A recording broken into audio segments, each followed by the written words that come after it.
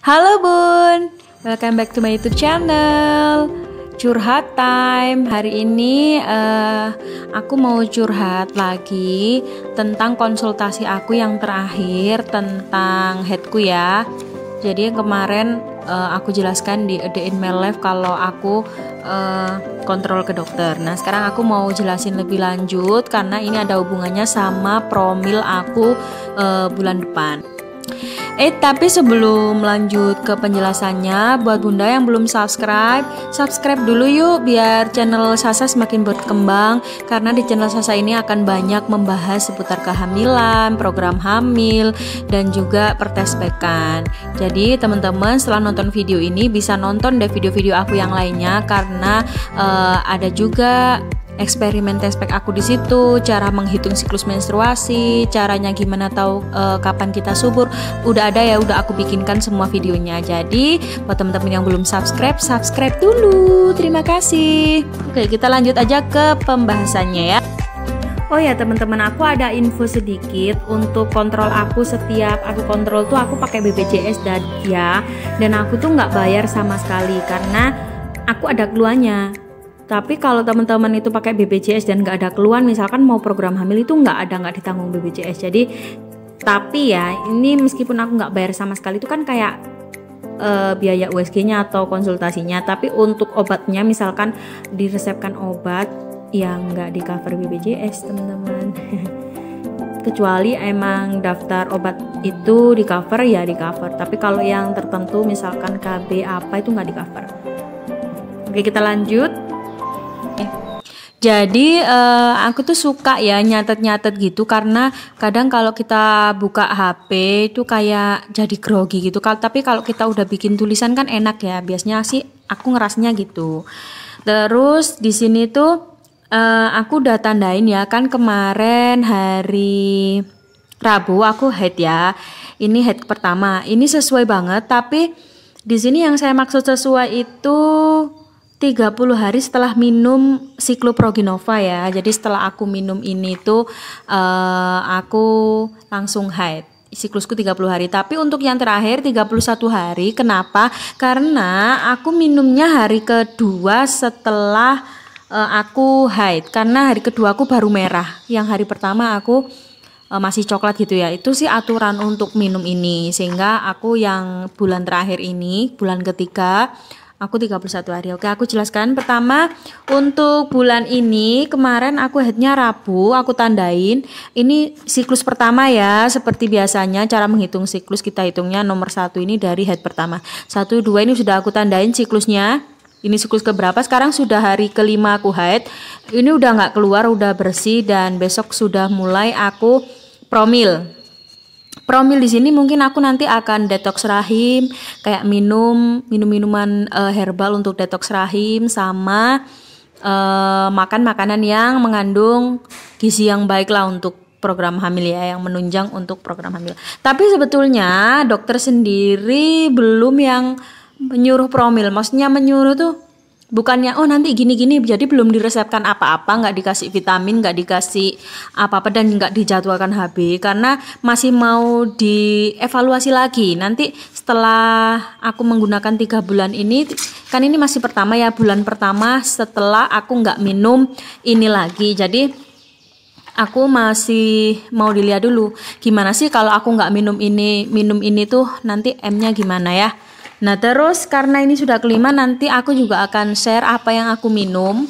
Karena ini ya, ini bulan September. Jadi jatuhnya bulan September aku ininya, masa suburnya. Dan catatanku ini sama persis dengan di kalender. Karena di kalender juga udah aku setting siklusnya 30 hari dan panjang masa headnya 5 hari. Nah ini aku kemarin salah waktu aku bikin video A Day in My Life. Aku kayak salah nulis terus akhirnya salah semua.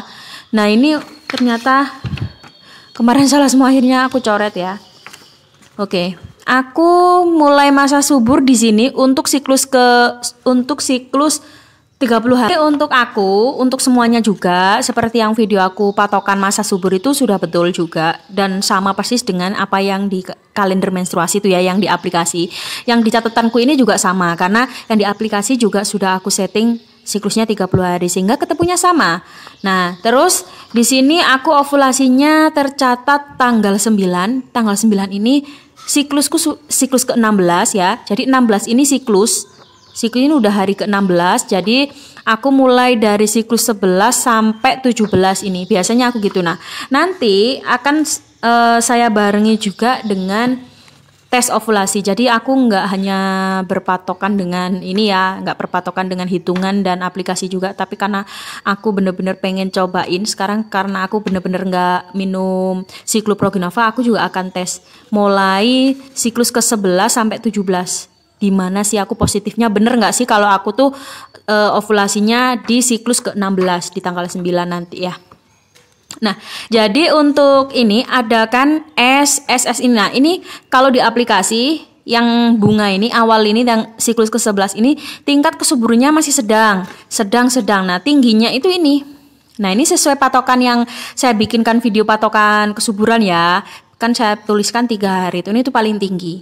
Nah, ovulasinya itu di tanggal 16 dan setelah ovulasi biasanya sudah sedang kembali, tapi kalau saya pernah dengerin dari dokter Boyke dan lain-lain ya yang tentang berhubungan, intinya tentang promil itu, ini tuh juga masih bisa kemungkinan berhubungan dan bisa jadi. Nah, oke, jadi penjelasan tentang itu begitu. Terus aku mau jelasin tentang hasil USG-nya. Pertama, ini kan 3 bulan ya. Untuk yang bulan pertama ini saya 3 ya, ini 3. Untuk yang bulan pertama di sini tuh kayak ada diameter distance kayak plus sama X ya. Yang pertama tuh 81, maaf nggak kelihatan, 81,5 mm atau 8 cm gitu ya. Terus X-nya itu 39,7 atau aku bulatin jadi 4 cm. Terus waktu kedua itu emang headku itu agak sedikit daripada yang pertama setelah minum Cycloproginova. Nah, di sini 6 cm ya atau 67,4 mm, 6 cm sama nggak kelihatan guys, 4 cm. Terus yang ketiga terakhir ini kayaknya agak banyakan sedikit dari yang kedua. Yang ini banyak, ini menurun. Ini agak banyakan dikit tapi lebih banyakan yang pertama. Ini 7 sama 4. Kalau ini 8 sama 4, ini 7 sama 4. Jadi ini agak banyakan. Nah, jadi fungsinya ini tuh kayak mau dilihat gitu loh, gimana sih perkembangannya setelah aku minum Cycloproginova itu udah bener apa enggak. Karena kan keluhanku sebelumnya, di video aku sebelumnya juga udah aku jelaskan, keluhanku itu headku tuh nggak datang-datang, udah gitu kalau datang sedikit, kayak bener-bener setetes dan itu coklat teman-teman ya. Nah, terus untuk riwayat aku yang waktu itu aku headnya sedikit itu yang mana ya? Aku lupa, kayak ini yang ini deh. Ini sama sih. Nah, ini untuk plus sama X-nya nggak tahu ya ini apa sih plus X, tapi kayaknya aku ini kayak diameter dari apa namanya ketebalan dinding rahim itu 6 cm sama 3. Jadi kalau dibandingkan dengan di sini tuh kayak ada 7 sama 4 sampai 4 ya. Terus 8 sampai 4. Tapi di sini 6, 3 sama ini. Ini nih yang paling, ini pertama kali dulu ini. Ini 5 sama 3 cm. Jadi kalau dari patokan dokter, iya sih ini emang nggak ada yang dikeluarkan katanya gitu. Ini aku tetap mens tapi coklat dan tetes gitu loh teman-teman. Jadi ini diameternya kurang apa ya, bukan kurang apa ya. Jadi itu ya, diameter ini itu menandakan bahwa memang yang dikeluarkan itu nggak ada, sedikit. Kemudian ini aku mulai mau jadwalkan HB-nya. HB itu banyak yang nggak tahu, ternyata HB itu diingat-ingat ya teman-teman. HB itu hubungan badan, tapi itu hanya singkatan saja sebetulnya. Ya, terus ini aku kasih tahu untuk promil aku bulan depan ini aku mau share ke teman-teman ya. Kapan aku HB-nya. Jadi karena aku udah tahu kalau di sini tuh perkiraan ovulasi, jadi aku mau jadwalkan HB di sini. Terus ini enggak sih, terus aku mau jadwalkan HB di sini. Karena ini tinggi, aku mau jadwalkan HB di sini 2 hari sekali. Terus yang ini aku mau HB di sini.